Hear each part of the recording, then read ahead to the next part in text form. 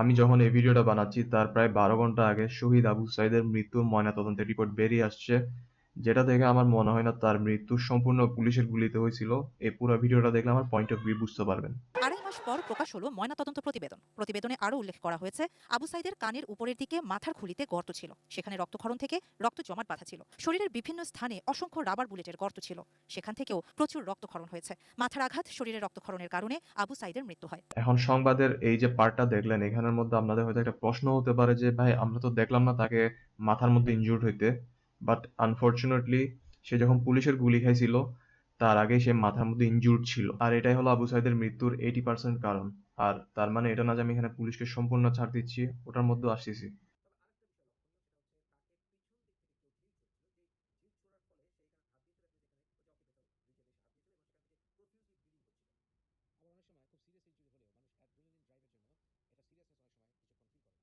ময়নাতদন্তের রিপোর্ট অনুযায়ী আবু সাঈদ তার পিছনের এখানে যে অংশটার মধ্যে ব্যথা পাইছিল ওটা হচ্ছে যে অকিপিটাল রিজিয়ন, যেটা হচ্ছে যে মাথার পিছনের অংশ, যেটাকে অকিপিটাল লোবও বলা হয়।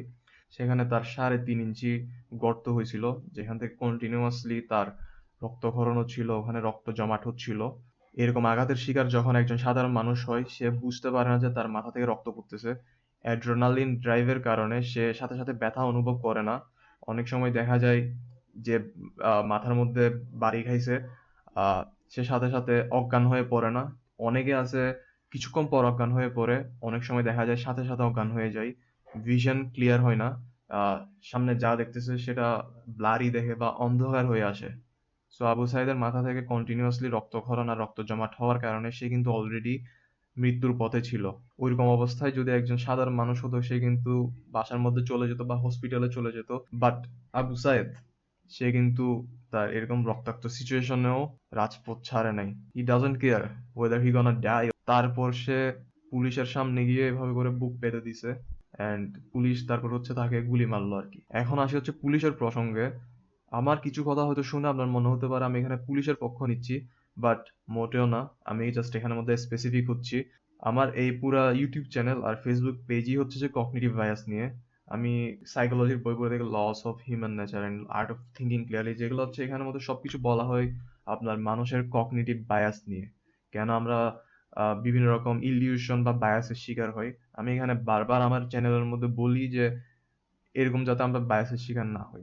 সো এই দুইটা বায়াস হচ্ছে এমন, যেটা হচ্ছে আমরা আউটকাম দেখার পরে যা হইছে ওটা নিয়ে কিন্তু আমরা জাজ করি। লেটস সাপোজ আমি এখন আপনাকে একটা এক্সাম্পল দিই। একটা চোরকে গণপিটুনি দিয়ে মারা হইছে, ঠিক আছে, রাস্তার মধ্যে। গণপিটুনি দেওয়ার পর তার অবস্থা খুবই খারাপ, তার মাথায়ও সে ব্যথা পেল। তো তাকে গণপিটুনি দেওয়ার পর তাকে রাস্তায় একপাশে ফেলে সবাই চলে গেছে। তো ওই মানুষটা অবভিয়াসলি হয়তো তার বাসার মধ্যে যাবে বা হসপিটালের মধ্যে যাবে। তার জন্য তাকে এই রাস্তা থেকে ওই রাস্তার মধ্যে পার হতে হবে। বাট তার যে ডিহাইড্রেশন বলেন, কারণ সে অবভিয়াসলি মার খাইছে, তার ভিশন ক্লিয়ার না, চোখের মধ্যে হয়তো সে ঝাপসা ঝাপসা দেখতেছিল। তো অনেক রকমের কারণ হতে পারে একটা মানুষ যখন গণপিটুনি খায়। ওই সিচুয়েশনে যখন সে এই রাস্তা থেকে ওই রাস্তার মধ্যে পার হচ্ছে, একজন বাইক চালক এসে তার সাথে জাস্ট হালকা করে তাকে বাড়ি দিছে। আর ওই বাড়িটা খেয়ে সে মারা গেছে। এখন কি আপনার মনে হয় যে বাইক চালক ছিল, তার সামান্য ধাক্কার কারণে কিন্তু ওই যে গণপিটুনি খাইছিল সে মারা গেছে? এই পুরো ঘটনার মধ্যে বাইক চালকটা কি খুনি ছিল? এই কোয়েশ্চেনটা আমি আপনার উপর ছেড়ে দিলাম।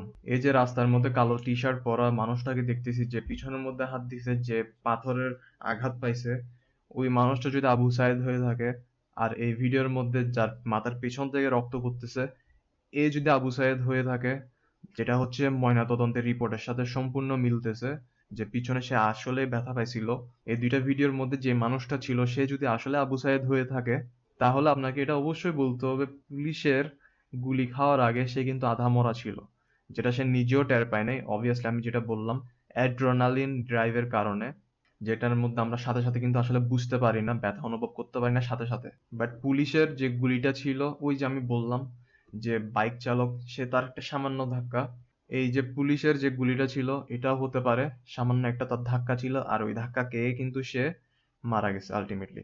এখন এখানের মধ্যে আরো একটা ব্যাপার আছে, আবু সায়েদ কখন মারা গেছিল ওটা কিন্তু কোথাও ক্লিয়ারলি বলা নেই। আমি এটা অনেক খোঁজার ট্রাই করছি, এক এক জায়গায় এক এক রকমের ইনফরমেশন।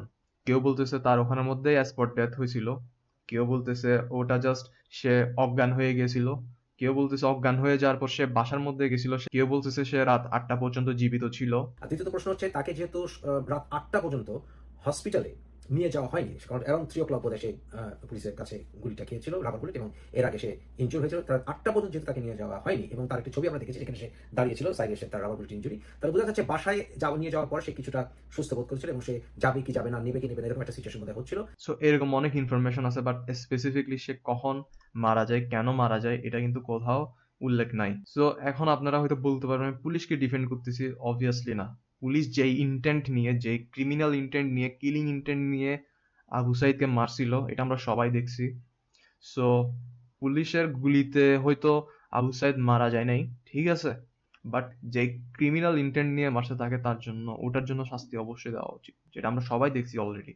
এবার আমি আসি রাবার বুলেটের প্রসঙ্গে। অনেকে বলতেছে রাবার বুলেটটা এমন ভাবে বানানো হয়েছে যাতে একটা মানুষ না মরে। এই রাবার বুলেট পৃথিবীর সব জায়গায় ব্যবহার করা হয় যদি তাদের দেশের মধ্যে কোনো রকমের আন্দোলন বা প্রটেস্ট হয়ে থাকে। ওই পুরো সিচুয়েশনকে কন্ট্রোলে আনার জন্য সাধারণ মানুষের উপর রাবার বুলেট ইউজ করা হয়। 2017 সালের একটা রিসার্চ আছে যেখানের মধ্যে যেসব মানুষগুলো রাবার বুলেটের শিকার হয়েছে তাদের উপর বেস করে। ওই 2017 সালের মধ্যে যেসব মানুষগুলো রাবার বুলেট খাইছিল তাদের মধ্যে 3% মানুষ প্রথমে ইনজুর্ড হয়েছে, তারপর মারা গেছে। 1984 জনের মধ্যে প্রায় 15% পার্মানেন্টলি ইনজুর্ড হয়েছে, বাট মারা যায় নাই। আমি এখন আপনাকে একটা পিকচার দেখাবো, যেটা হচ্ছে যে একটা মানুষ তার গলার মধ্যে রাবার বুলেট খাইছিল।